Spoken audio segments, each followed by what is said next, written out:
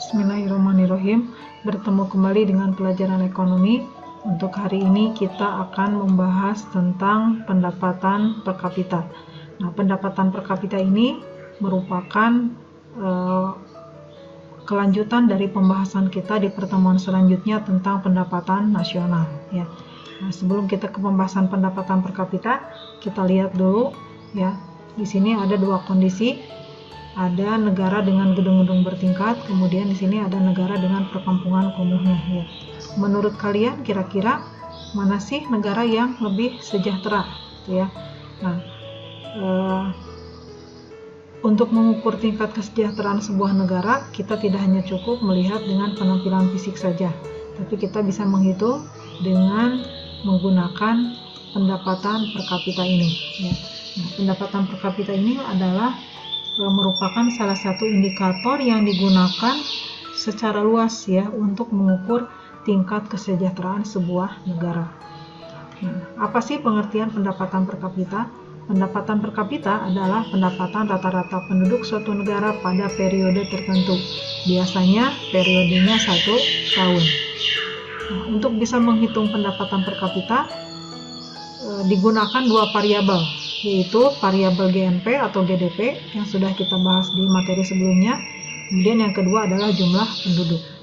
Nah, pendapatan per kapita bisa dihitung dengan menggunakan rumus. Yang pertama, GNP per kapita.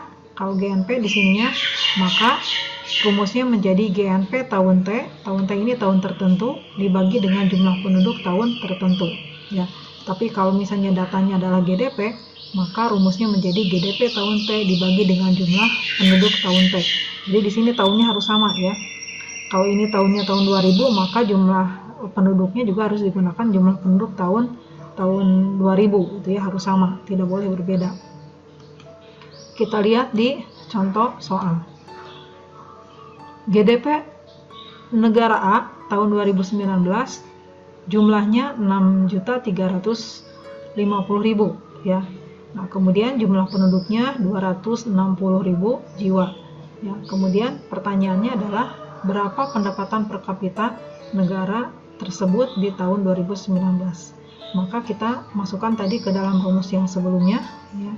Nah, ini GDP per kapita dihitung dengan di sininya GDP tahun 2019 dibagi dengan jumlah penduduk tahun 2019 dan hasilnya adalah 24,4231 ya.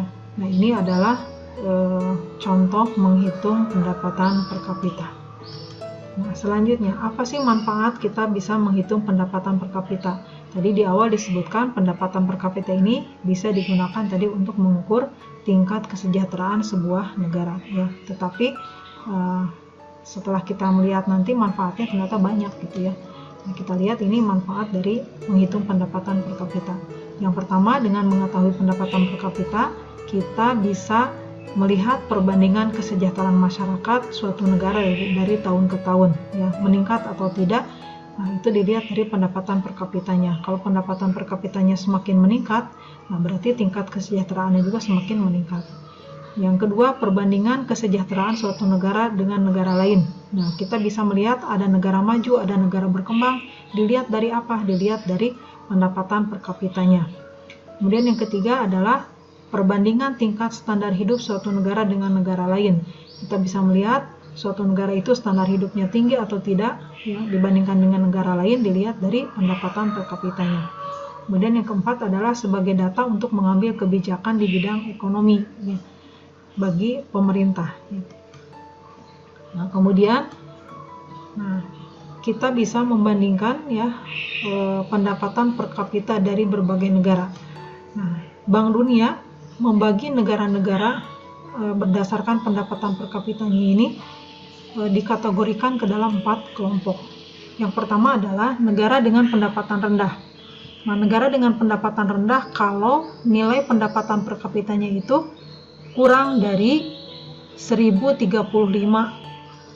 dolar ya. Nah, sementara untuk negara yang berpendapatan menengah ke bawah, nah ini dia memiliki pendapatan per kapita antara 1036 dolar sampai dengan 4085 dolar ya. Nah, kemudian negara dengan pendapatan menengah tinggi ya, nah itu adalah negara yang memiliki pendapatan per kapita antara 4.085 sampai dengan 12.615 dolar ya, dolarnya dolar Amerika. Nah, kemudian yang keempat adalah negara berpendapatan tinggi, yaitu negara yang memiliki pendapatan per kapita lebih dari 12.616 dolar Amerika ya. Nah, ini adalah pembagian negara berdasarkan pendapatan per kapitanya. Sekarang kita lihat ya, Indonesia ada di posisi yang mana. Nah, ini berdasarkan data dari Bank Dunia ya tahun 2019, negara-negara di kawasan Asia Tenggara dilihat pendapatan per kapitanya yang paling tinggi diduduki oleh Singapura. Singapura dengan pendapatan per kapitanya 64.000 ya, 64.000 sekian.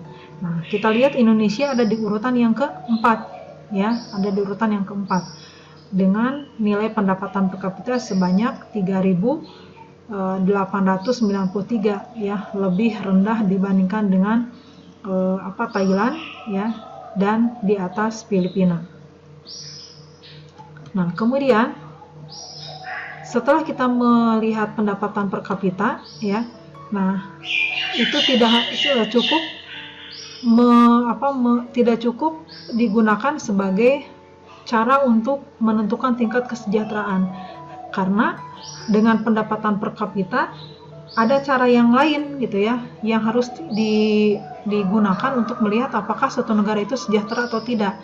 Salah satunya adalah dengan melihat pendapatan per kapita itu bisa didistribusikan atau dibagikan secara merata atau tidak kepada penduduknya gitu ya. Nah, jadi tidak cukup hanya dengan menggunakan perhitungan pendapatan per kapita, tapi kita juga harus melihat distribusi pendapatan nasionalnya seperti apa gitu ya.